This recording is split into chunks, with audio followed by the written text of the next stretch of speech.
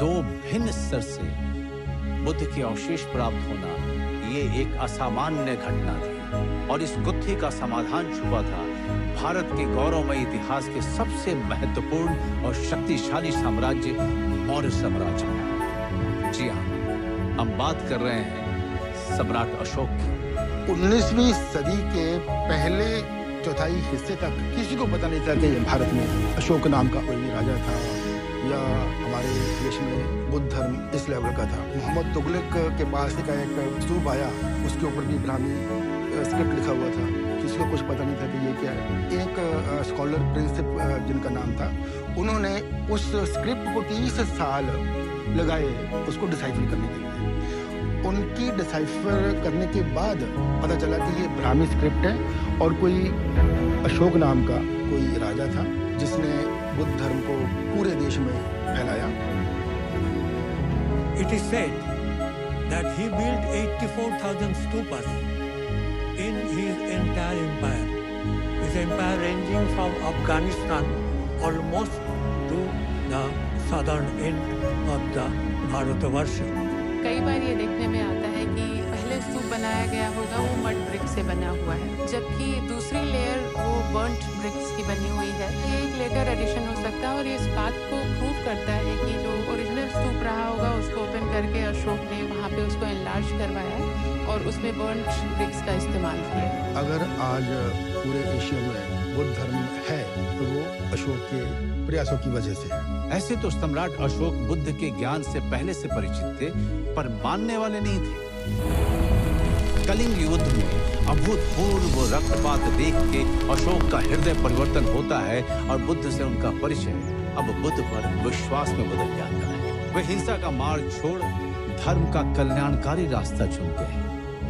बुद्ध के ज्ञान और करुणा की छाव में मानव कल्याण और बौद्ध धर्म के प्रचार को ही अपने जीवन का लक्ष्य बना लेते हैं। जो भी व्यक्ति सच्ची आस्था के साथ बौद्ध धर्म में धातु अवशेषों पे वो स्तूप बनवाएगा, he will be entitled to certain good fortune, like certain merits.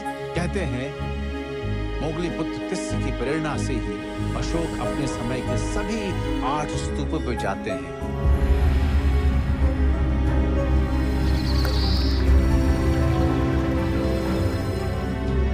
इन स्तूपों का भव्य पुनर्निर्माण कराते हैं और यहाँ से बुद्ध के अवशेषों का हिस्सा लेके उसे 84,000 हिस्सों में बांटकर अपने साम्राज्य के कोने कोने में फैला देते हैं। अब प्रश्न ये है कि 84,000 की संख्या कहाँ से आई?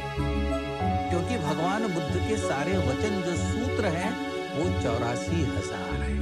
84,000 स्तूप नहीं मिले हैं अभी तक। क्या ये एक ऐसा एलिगोरिकल नंबर हो सकता है जहाँ पे लिखने वाले ने लिखा है, या फिर वो ईंटों का इस तरह का प्रकार है, इतने 1000 ईंट उसमें लगी हुई थी उस स्तूप में? क्या इस बात को इंडिकेट कर रहा है या फिर कहने का एक तरीका है? This might be a hard task to say, but I'm going to open the stupa and I'm going to take those relics out in order to give them to everyone. But Ashoka does this. He's successful for 7 of the what's known as the Drona stupas, these original stupas. ऐसा नहीं है कि हर स्तूप से उन्हें बौद्ध के अवशेष मिल ही गए। ऐसा क्या था कि अपने समय के चक्रवर्ती सम्राट अशोक को एक स्तूप से खाली हाथ लौटना पड़ा था? ये कौन सा स्तूप था? There are numerous texts that tell us different versions of this story, but one of the most common is that when Ashoka approaches the stupa, he realizes that it is now in the underwater kingdom of the Nagas.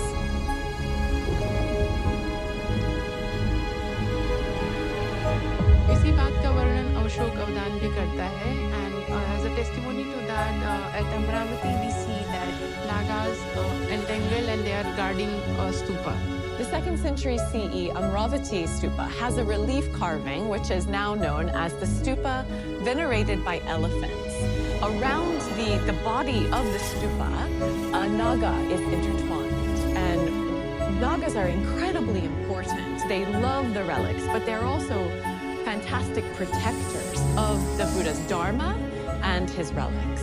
इस historicity को ये depiction prove करता है कि ये घटना हुई होगी अशोक के जीवन काल में, और वो रामगांव के स्तूप से धातु अवशेष बुद्ध के निकाल नहीं पाया था।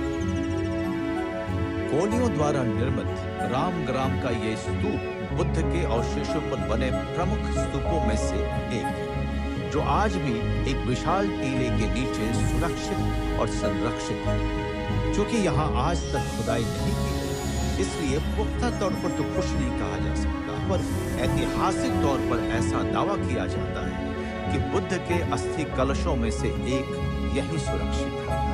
ये जगह वर्तमान में यूनेस्को वर्ल्ड हेरिटेज साइट के अंतर्गत आती है।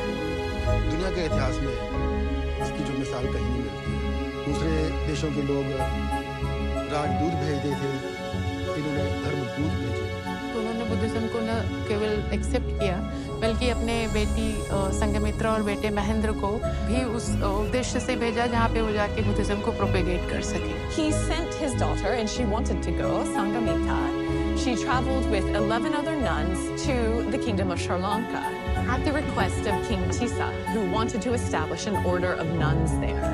So when Sanghamitta arrived, she gifted a cutting from the Bodhi tree from Bodh Gaya. The queen and many of the other women who attended her converted to Buddhism as well. Order of Buddhist nuns and Theravada Buddhism, it prospered for around 1500 years after the Buddha's death. So for a very long time, there's a strong tradition of this order of Buddhist nuns. Through trade, you disperse religion as well. And so we see areas in Southeast Asia adapting to Buddhism. पर ऐसा क्या कारण है कि अशोक के 84,000 स्तूप बनाने का ऐतिहासिक प्रमाण तो मिलता है, पर उनके मिले स्तूपों की संख्या 84,000 के शतांश भी नहीं है, महज दर्जनों में है। क्या वे बाद के शासकों द्वारा नष्ट कर दिए गए, या बाहरी आक्रांताओं ने अपने हमले में इन्हें मिटा दिया? क्या बाद में बौद्ध धर्म के ये अवशेष स्थानीय शासकों और विदेशी हमलावरों दोनों की हिंसा और क्रूरता का शिकार बने? खुद बोध गया का बोधि वृक्ष भी कई बार कई शासकों के द्वारा काटा गया। Many of the stupas were damaged by locally. They have taken away the stone or the bricks and built up their home. कई स्तूपों को लोगों ने डिस्ट्रॉय कर दिया, का विनाश कर दिया, इस आशा में कि इनमें कोई बहुत खजाने हैं।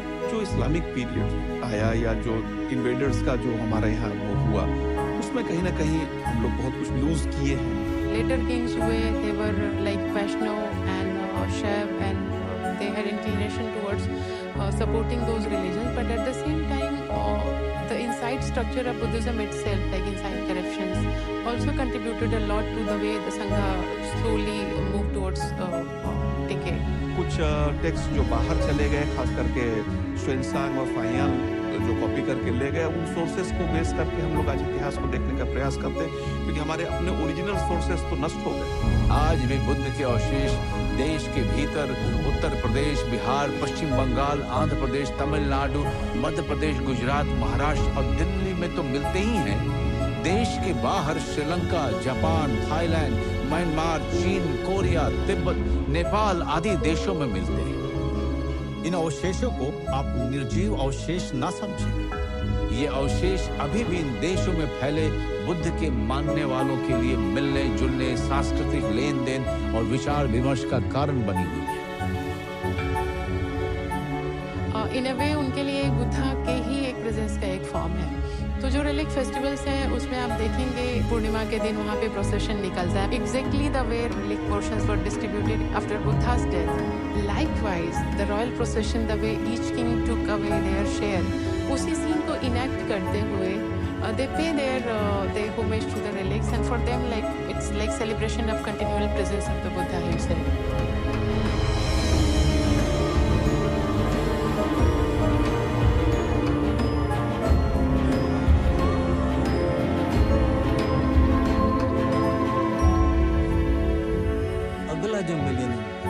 अगले जो हजारों वर्ष हैं वो बुद्ध के हैं, इसलिए कि बुद्ध ने अपने को कभी श्रेष्ठ घोषित नहीं किया, अपने को कभी ईश्वर घोषित नहीं किया। उन्होंने कभी नहीं कहा कि मेरा ही मार्ग ये है और जो मैं कहता हूँ इसलिए मेरे पीछे मत चलो, मैं जो कहता हूँ उससे अनुभव करो, और यदि वो तुम्हारे अनुभव पे खरा उतरता है तो ही उसे मानो, उन्होंने किसी पुस्तक को श्रेष्ठ नहीं माना। उन्होंने वेदों से भी प्रश्न करने को कहा, उन्होंने वेदों को भी प्रमाण नहीं माना। तो किसी एक पुस्तक की सत्ता में बुद्ध का विश्वास नहीं है। बुद्ध का विश्वास अनुभव में है, वो अनुभव जो आपकी कमाई